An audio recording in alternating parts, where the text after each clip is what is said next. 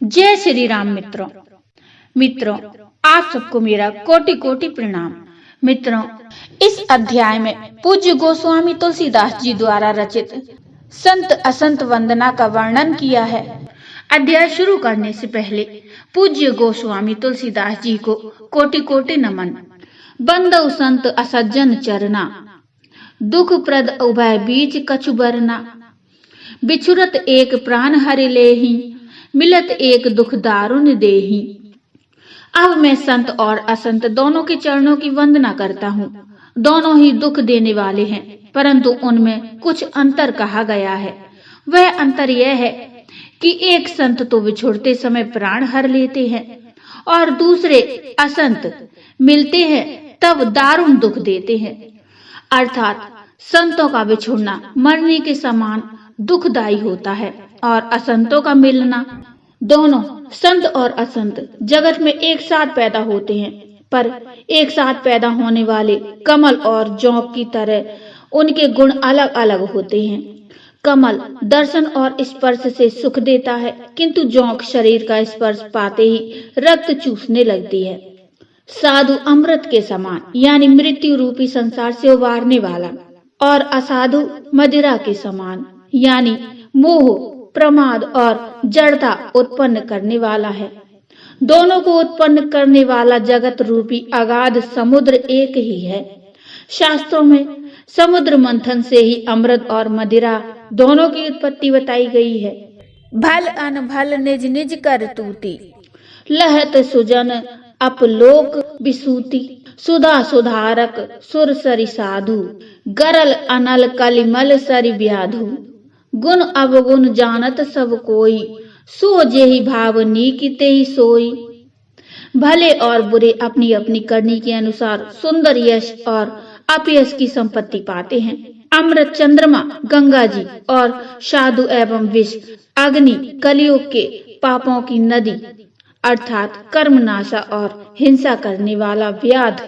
इनके गुण अवगुण सब कोई जानते हैं, किंतु जिसे जो भाता है उसे वही अच्छा लगता है। अब दोहा आता है, भलो भलाई पे लही, लही निचाही नीच। सुधा सराही अमरताम, गरल सराही मीच। भला भलाई ही ग्रहण करता है और नीच नीचता को ग्रहण किए रहता है। अमृत की सराहना अमर करने में होती है और विष की मारने में। अब चौपाई आती है, खल अग अमुन साधु गुण गाहा, उभय अपार उदधि अवगाहा। तेई ते कछु गुण दोष बखाने, संग्रह त्याग न बिनु पहचाने। दुष्टों के पापों और अवगुणों की और साधुओं के गुणों की कथाएं दोनों ही अपार और अथाह समुद्र हैं। इसी से कुछ गुण और दोष का वर्णन किया गया है, क्योंकि बिना पहचाने उनका ग्रहण या त्याग नहीं हो सकता। भले उपोच सब विधि उपजाए, गनि गुण दोष वेद बिलगाए। कहाई वेद इतिहास पुराना, विधि प्रपंच गुण अवगुण साना। भले बुरे सभी ब्रह्मा जी के पैदा किए हुए हैं, पर गुण और दोषों को विचार कर वेदों ने उनको अलग अलग कर दिया है। वेद इतिहास और पुराण कहते हैं कि ब्रह्मा की यह सृष्टि गुण अवगुणों से सनी हुई है। दुख सुख पाप पुण्य दिन राति, साधु असाधु सुजाति कुजाति। दानव देव ऊंच अरु नीचू, अमीय सुजीवनु माहुरु मीचू। माया ब्रह्म जीव जगदीसा, लच्छी अलच्छी रंक अवनीसा। काशी मग सुर सरि क्रम नासा, मरु मारव महि देव गवासा। सरग नरग अनुराग विरागा, निगमा गम गुण दोष विभागा। दुख सुख पाप पुण्य दिन रात, साधु असाधु सुजाति कुजाति। दानव देवता ऊंच नीच, अमृत विष सुजीवन यानी सुंदर जीवन। मृत्यु माया ब्रह्मा जीव ईश्वर, संपत्ति दरिद्रता, रंक राजा, काशी मगध, गंगा कर्मनाशा। मारवाण मालवा, ब्राह्मण कसाई, स्वर्ग नरक, अनुराग वैराग्य, ये सभी पदार्थ ब्रह्मा जी की सृष्टि में हैं। वेद शास्त्रों ने उनके गुण दोषों का विभाग कर दिया है। अब दोहा आता है, जड़ चेतन गुण दोषमय विश्व कीन करतार, संत हंस गुण गहई पय परिहरि बारी विकार। विधाता ने इस जड़ चेतन विश्व को गुण दोषमय रचा है, किंतु संत रूपी हंस दोष रूपी जल को छोड़कर गुण रूपी दूध को ही ग्रहण करते हैं।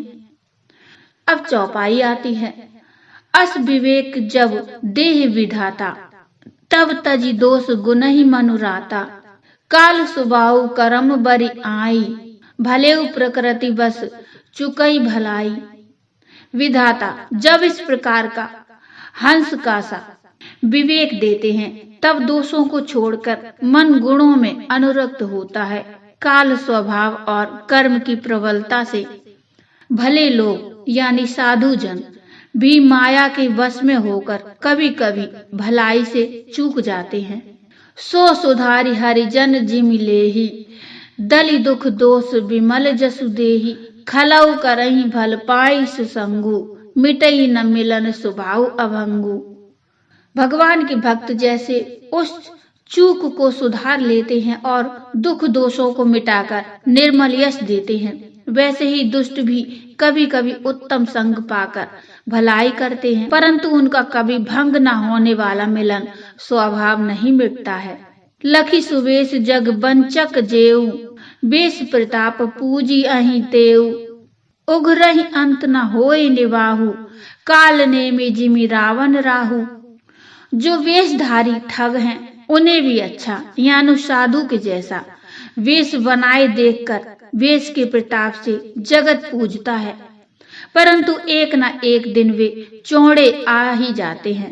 अंत तक उनका कपट नहीं निभता, जैसे कालनेमी रावण और राहु का हाल हुआ। किए कुबेश साधु सन मानु, जिमि जग जामवंत हनुमानु।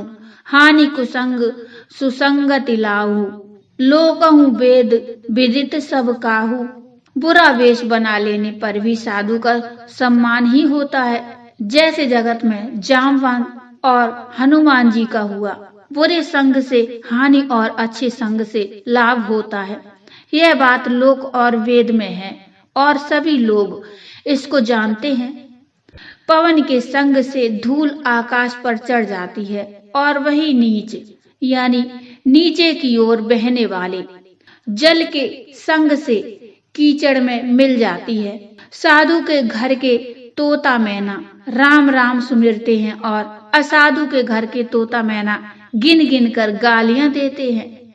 धूम कुसंगति कारिख होई, लखिए पुराण मंजुमस सोई।